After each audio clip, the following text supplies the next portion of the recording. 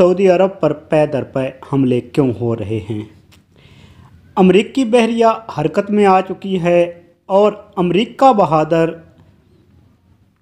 بار بار ایران کو سبق سکھانے کی دھمکیاں کیوں دے رہا ہے؟ انڈیا نے اپنے آئین میں موجود آرٹیکل 370 اور 35A کو ختم کیا۔ انڈین آرمی کے چیف نے کس تناظر میں ایک بار پھر پاکستان کو دھمکی دی کہ ہم LOC کو کراس کرتے ہوئے آزاد کشمیر میں اپنی فوجیں اتار سکتے ہیں؟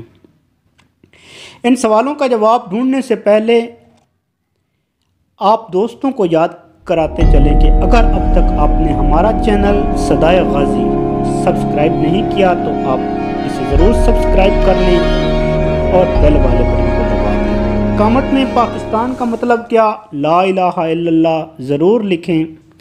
السلام علیکم ورحمۃ اللہ وبرکاتہ۔ میں ہوں آپ کا دوست غازی سعید۔ مشرق وسطیٰ سے لے کر بر صغیر پاک و ہند کو آگ اور خون میں نہلا کر مسلم ریاستوں کو کمزور کرنا اور ان ریاستوں کے قدرتی وسائل پر قابض ہونا یہودی لابی اور امریکہ کا ایک دیرینہ خواب ہے، اور یہ خواب کافی حد تک شرمندہ تعبیر بھی ہو چکا ہے۔ سب سے پہلے ایران و عراق جنگ، پھر کویت اور عراق کی جنگ، لیبیا کی تباہی، عراق پر امریکی حملہ، یمن میں غوثی باغیوں کی بغاوت، اور اب ایران و سعودی عرب کو ایک دوسرے کے سامنے کھڑا کرنا، افغانستان کی تباہی اسی سلسلے کی کڑیاں ہیں۔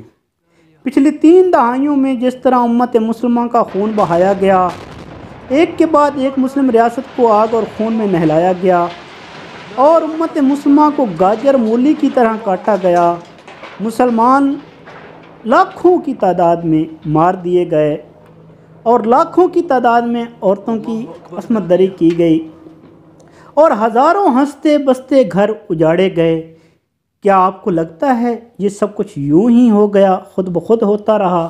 نہیں، ہرگز نہیں۔ یہ یہودی لابی کا ایک منصوبہ تھا اور یہ سارا عمل ایک منصوبہ بندی کے تحت، ایک مشن کے تحت سر انجام دیا گیا، اور یہ مشن اب اپنے آخری مراحل سے گزر رہا ہے۔ اب 3 بڑی طاقتیں پاکستان، سعودی عرب، ایران کا سر کچلنا باقی ہے۔ سب سے پہلے نمبر پر سعودی عرب، پھر ایران اور آخر میں پاکستان کا نمبر لگانے کے بارے میں سوچا جا رہا ہے۔ ارامکو پر حملہ، جدید ترین سعودی ٹرین کے اسٹیشن پر حملہ، اور پھر نجران کے علاقے میں 2000 سعودی رضاکاروں کی گرفتاری اور سینکڑوں رضاکاروں کی غوثی باغیوں کے ہاتھوں ہلاکت اس مشن کی ہی کڑیاں ہیں۔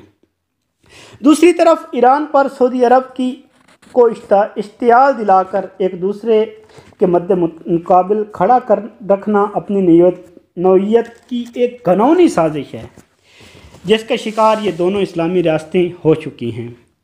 شاہ محمد بن سلمان امریکیوں کی گود میں بیٹھ کر جو خواب ایران کی تباہی کے دیکھ رہے ہیں، شاید وہ بھول چکے ہیں کہ امریکہ کبھی ایران پر حملہ آور نہیں ہوگا، بلکہ سعودی عرب خانہ جنگی کی آگ میں جلتا ہوا ضرور نظر آ رہا ہے۔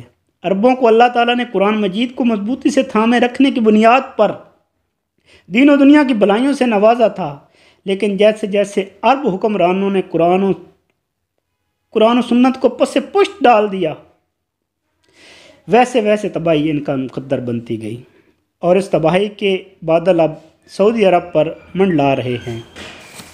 محمد بن سلمان بھول چکے ہیں کہ امریکی ساختہ میزائل ڈیفنس سسٹم پیٹریاٹ 4 ارامکو پر حملوں کے وقت کیوں حرکت میں نہ آیا، اور محمد بن سلمان شاید یہ بھی بھول گئے ہیں کہ ارامکو پر کیے گئے حملے غوثی باغیوں کے بس کی بات ہی نہیں۔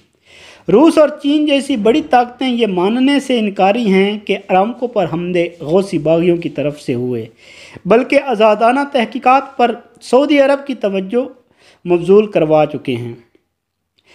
اگر اسلامی دنیا ایک پیج پر اکٹھی نہیں ہوتی اور کوئی ایسا لیڈر نہیں کھڑا ہوتا تو امت مسلمہ میں وحدت کا بیج نہیں بوتا، تو یقیناً امت مسلمہ کی تباہی کا جو مشن 40 سال پہلے شروع ہوا تھا وہ کامیاب ہوتا نظر آ رہا ہے۔ انڈیا کو جدید اسلحے سے لیس کیا جا رہا ہے۔ انڈین آرمی کو اسرائیلی انسٹرکٹروں کے ذریعے جدید جنگی ہتھیاروں کے ٹریننگ کا بیڑا اسرائیل خود اٹھا چکا ہے۔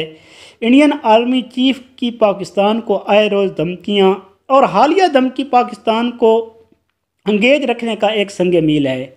یہ سلسلہ کہیں بھی رکنے والا نہیں، کیونکہ اگر پاکستان حالات کی ان جزوی ضربوں سے آزاد ہو گیا تو ممکن ہے کہ یہ امت مسلمہ کو اکٹھا کرنے کے لیے اپنا کردار ادا کر سکتا ہے۔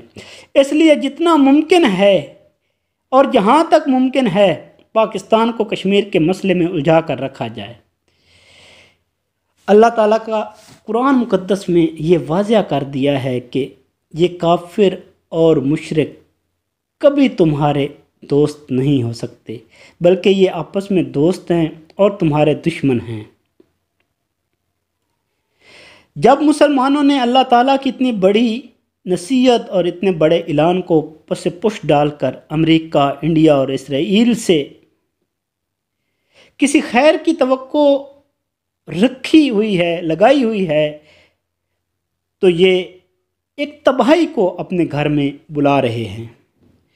قرآن پاک کے اس حکم کو اگر پس پش ڈالا گیا تو دنیا کی کوئی طاقت ان بچے کھچے 3 ممالک، اسلامی ممالک جس میں پاکستان، ایران اور سعودی عرب ہے، کو تباہی سے کوئی نہیں بچا سکتا۔ اگر ان کو تباہی سے کوئی چیز بچا سکتی ہے اور دنیا کے سامنے اگر یہ اپنی زندگی، اپنی حیات اور اپنا بھرم قائم رکھ سکتے ہیں تو وہ ہے ان کا اتحاد۔